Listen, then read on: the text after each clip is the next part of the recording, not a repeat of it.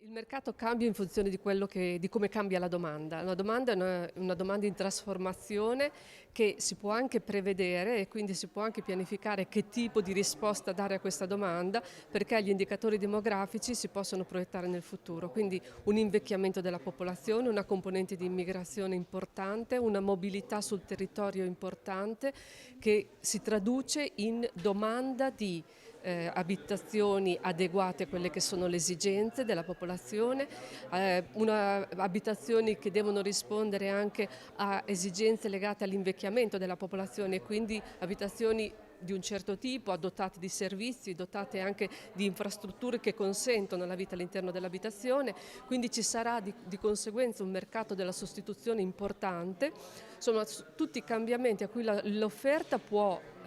pensare di strutturarsi perché sono prevedibili, sono in tendenze che nel futuro si manifesteranno, ma in un futuro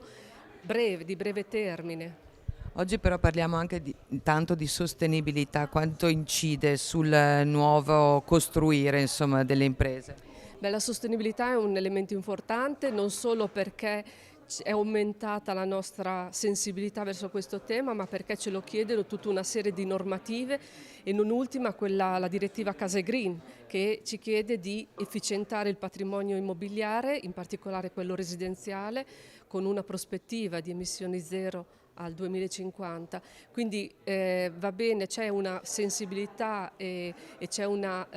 attenzione verso queste tematiche, bisogna però mettere nelle condizioni la domanda, cioè le famiglie, di poter affrontare queste trasformazioni e questo processo di efficientamento con delle misure adeguate, quindi aliquoti di detrazioni fiscali, quindi perché no anche la cessione del credito, però rimodulandole in funzione di quelle che sono le capacità economiche delle famiglie, non come è stato fatto con il superbonus, dove è stato concesso